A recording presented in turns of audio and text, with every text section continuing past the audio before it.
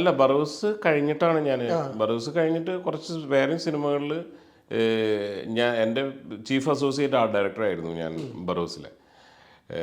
ബറൂസിൻ്റെ ഒരു എക്സ്പീരിയൻസ് എന്ന് പറഞ്ഞിട്ടുണ്ടെങ്കിൽ പിന്നെയുള്ള സിനിമകളിലൊന്നും എനിക്ക് അത്രയ്ക്ക് വലിയൊരു ബുദ്ധിമുട്ട് തോന്നിയില്ല. അതായത് അത്രയധികം സെറ്റുകളും അതിൻ്റെ എക്സിക്യൂഷനായിരുന്നു കൂടുതൽ ഞാൻ ശ്രദ്ധിച്ചിട്ടുണ്ടായിരുന്നത്. അത് ഇത്രയധികം. പിന്നെ അത് മാത്രമല്ല, ചില സമയങ്ങളിലൊക്കെ 200, 250, 400 പേര് ഉണ്ടായിരുന്നു. അപ്പോൾ അവരെയൊക്കെ കോർഡിനേറ്റ് ചെയ്ത് ഇത്തരം കാര്യങ്ങൾ ചെയ്തപ്പോൾ അതിന് ശേഷം വന്നിട്ടുള്ള സിനിമകൾ എനിക്ക് അത്ര ബുദ്ധിമുട്ടായിട്ട് തോന്നിയിട്ടില്ല.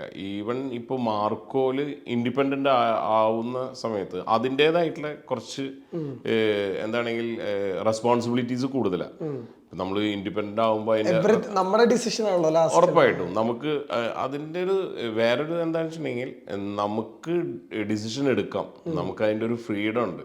നമ്മളുടെ ഐഡിയാസ് നമുക്ക് ഇംപ്ലിമെൻറ്റ് ചെയ്യാൻ പറ്റും. അങ്ങനെയുള്ള കുറച്ച് സ്വാതന്ത്ര്യം കൂടുതലാണ് അതിൻ്റെ ഒരു. അപ്പോൾ അത് അങ്ങനെയാണ് മാർക്കോ എനിക്ക് അതുവരെ ഞാൻ ബറൂസ് തൊട്ട് മാർക്കോ വരെ എത്തിയത്. പിന്നെ മാർക്കോല് എന്നെ ഇൻവൈറ്റ് ചെയ്ത് ഹനീഫ് തന്നെയാണ്. അല്ല, ഇപ്പോൾ ശരിക്കും ഞാൻ കടന്നു പോയി അല്ലല്ല. അപ്പോൾ ഇപ്പൊ പൊതുവെ നമ്മൾ ആഡ് ഫിലിംസിനെ പറ്റിയിട്ട് നമ്മൾ കേൾക്കുമ്പോഴേ കുറച്ചുകൂടെ ഭയങ്കര ഹൈ പ്രൊഡക്ഷൻ വാല്യൂസ് ആണല്ലോ പൊതുവെ ആഡിന് വേണ്ടി സ്പെൻഡ് ചെയ്യുക കമ്പനികൾ. കാരണം അതിന് എത്രത്തോളം കളർഫുൾ ആക്കുക, കാണുമ്പോൾ തന്നെ കളറായിരിക്കണം എല്ലായിടത്തും എന്നുള്ളൊരു കോൺസെപ്റ്റും കാര്യങ്ങളൊക്കെ. ഇപ്പം സിനിമ എന്ന് പറയുമ്പോഴത്തേക്കും കുറച്ചുകൂടെ നെക്സ്റ്റ് ലെവൽ ഓഫ് ഇതുണ്ടല്ലോ സ്റ്റോറി ടെല്ലിങ്ങിൽ, അല്ലെങ്കിൽ ഇൻക്ലൂഡിങ് ആക്ടേഴ്സിന്റെ പെർഫോമൻസിനടക്കം ആർട്ടിന് ഭയങ്കര വാല്യൂ ഉണ്ട്. ശരിക്കും ഈ രണ്ടിലും വർക്ക് ചെയ്തപ്പോൾ ഉള്ളൊരു പ്രധാന വ്യത്യാസം ഫീൽ ചെയ്തു ശരിക്കും എങ്ങനെ? ഉറപ്പായിട്ടും വ്യത്യാസം ഒരുപാടുണ്ട്. അതായത് ഇപ്പോൾ ആഡ് നമ്മൾ ചെയ്യുമ്പോൾ ഞാൻ ശരിക്കും പറഞ്ഞാൽ ഫൈൻ ആർട്സ് ഒക്കെ കഴിഞ്ഞിട്ട് പോർട്രേറ്റ് പെയിൻറ്റിങ് ചെയ്യാറുണ്ട്. അതുപോലെ തന്നെ പ്രിന്റ് മീഡിയയിൽ വർക്ക് ചെയ്തിട്ടുണ്ട്. ഫോട്ടോഷോപ്പിൽ റീടച്ചിങ് ആർട്ടിസ്റ്റായിട്ട് വർക്ക് ചെയ്തിട്ടുണ്ട്. ഇതിൻ്റെയൊക്കെ എല്ലാ മേഖലയിൽ കൂടിയും പോയിട്ടുണ്ട്. പിന്നെ പ്രൊഡക്ഷൻ ഡിസൈനിങ്ങിൽ വർക്ക് ചെയ്തിട്ടുണ്ട്.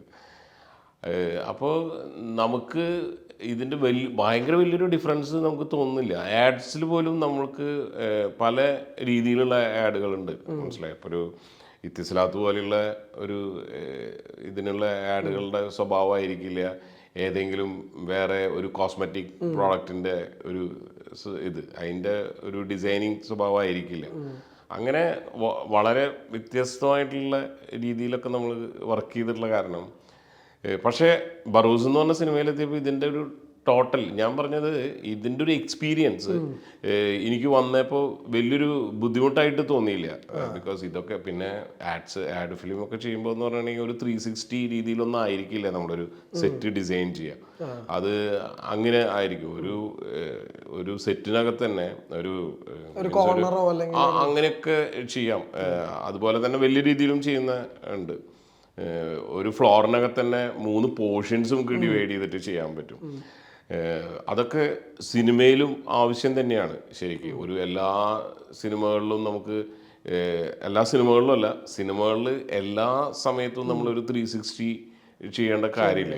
ഇപ്പം മാർക്കോലൊക്കെ ഞങ്ങളത് ഉപയോഗിച്ചിട്ടുണ്ട്. അതായത് ചില പോർഷൻസിലൊക്കെ നമ്മൾ ഈ സിനിമയിൽ കാണുന്ന ഇത് നമുക്ക് തോന്നും അതൊരു വലിയൊരു വീടിൻ്റെ ഒരു പോർഷൻ, മീൻസ് അത്രയും ആണ്.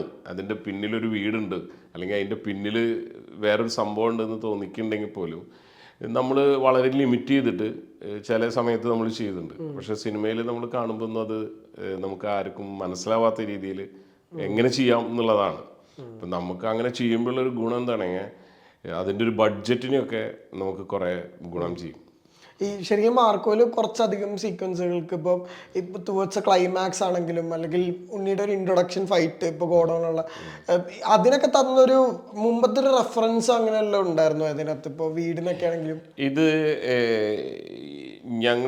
ഞാനിപ്പോൾ ആർട്ടിൽ ഹനീഫിന് സ്ക്രിപ്റ്റ് കേട്ടതിന് ശേഷം ഹനീഫ ആണ് ബ്രീഫ് ചെയ്തത്. ആദ്യം സ്ക്രിപ്റ്റിനെ കുറിച്ച് സ്ക്രിപ്റ്റ് തന്നെ സംസാരിച്ച്, സ്ക്രിപ്റ്റ് ആയിട്ടല്ലെങ്കിൽ പോലും കഥയായിട്ട് നമ്മളോട് പറഞ്ഞു.